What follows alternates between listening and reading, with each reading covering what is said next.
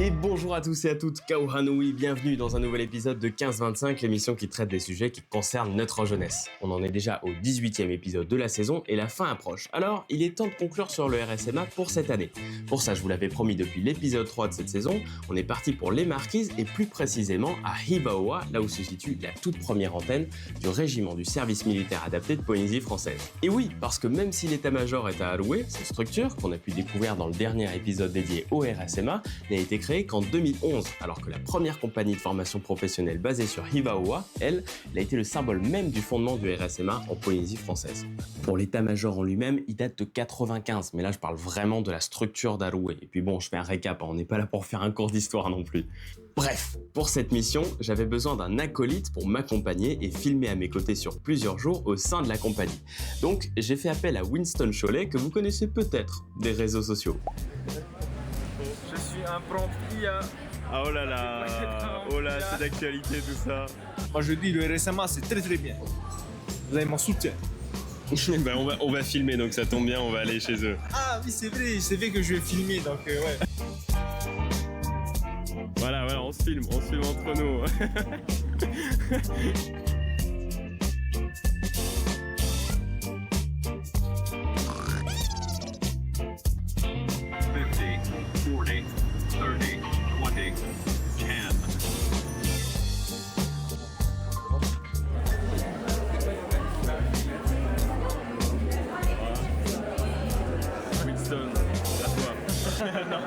Bonjour.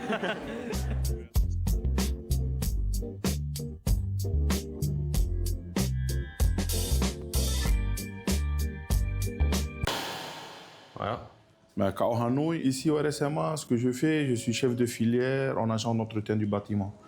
On forme à peu près 10 à 15 bonhommes par promotion. À savoir, dans une promotion, on peut avoir 2 promotions par an. Il a un contrat de 10 mois. Les 2 premiers mois sont sur Tahiti, formation initiale. Et ensuite, ils passent le permis. Ensuite, les 8 derniers mois, ils viennent actuellement ici à la première compagnie pour la formation dans le bâtiment. Kao Hanui, j'ai 25 ans.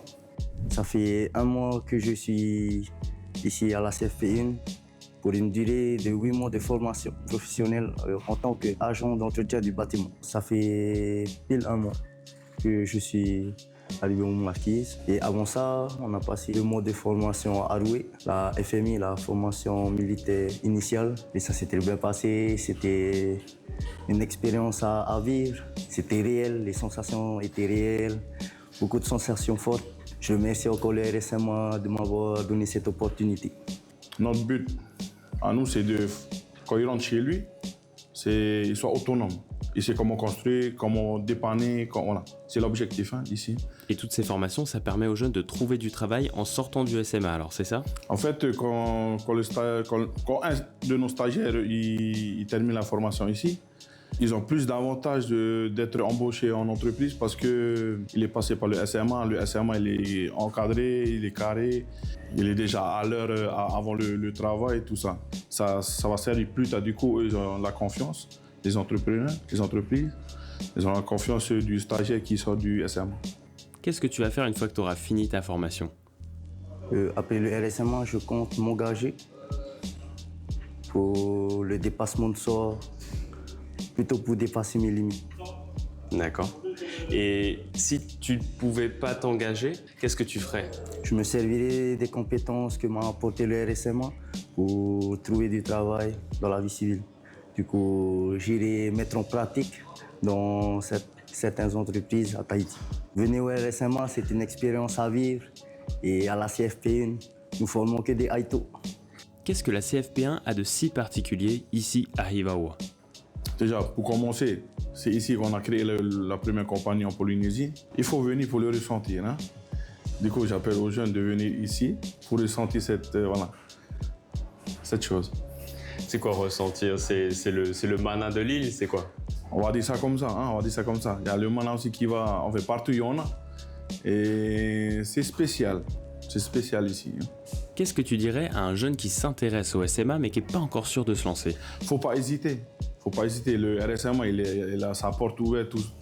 À chaque archipel, c'est ouvert. Si vous avez entre 18 ans et 25 ans, passez au RSMA. Si vous ennuyez à la maison, passez au RSMA, on va vous former. Comme ça, on va ouvrir un peu la porte pour être adulte plus tard. En fait, le but du RSMA a toujours été et sera toujours de former professionnellement les jeunes sur des compétences qui leur permettront de trouver du travail dans la vie civile. Après, comme pour tous les civils qui sont intéressés par l'armée, les jeunes formés du RSMA ont le droit de s'engager. C'est juste pas le but du RSMA. Eux, quitte à choisir, ils préféraient que les formés utilisent les compétences acquises pendant leur formation pour trouver un job. Et c'est pour ça qu'il y a un gros suivi des volontaires stagiaires, même après leur formation, pour les aider à trouver un travail. D'ailleurs, si tu veux en apprendre un peu plus à ce sujet, je te laisse aller voir l'épisode sur les filières du RSMA, 15-25 saison 2, épisode 10.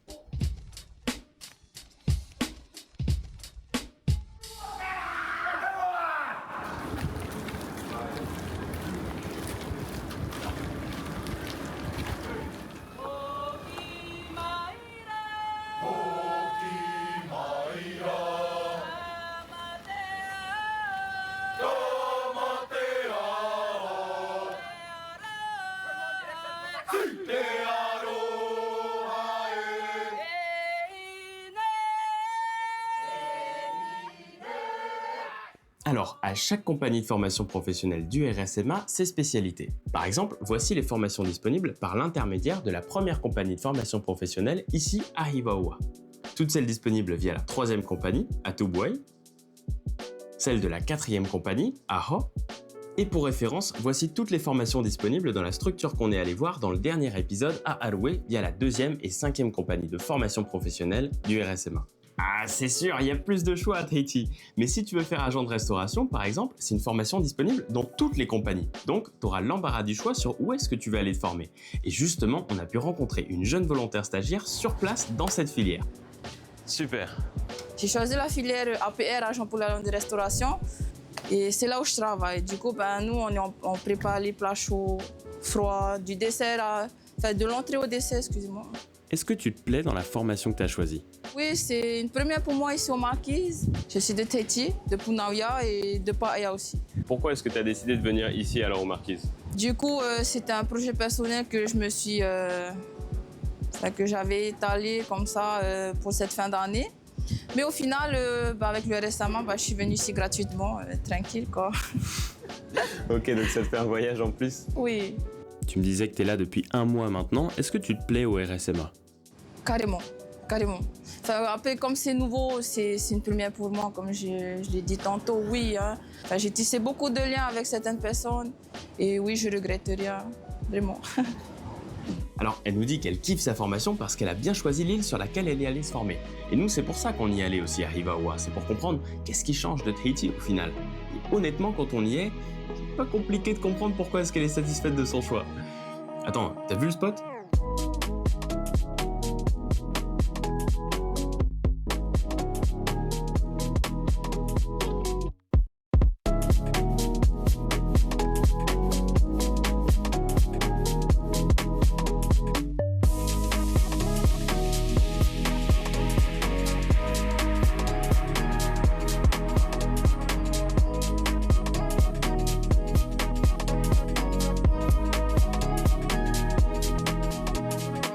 Avant de finir, on a quand même voulu visiter avec Winston les coulisses de ceux qui nous ont très bien nourris pendant notre séjour à la compagnie.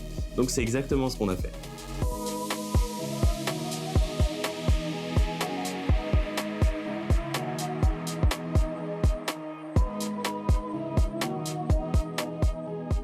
Winston, fit check. 700 €.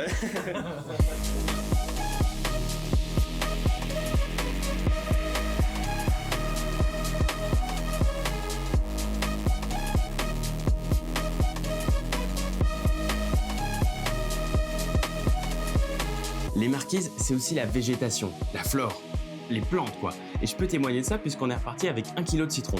Et même si à la compagnie des marquises, ils cultivent pas directement du citron, enfin, je crois pas les avoir vus faire ça, j'ai vu des ananas mais peut-être pas le reste.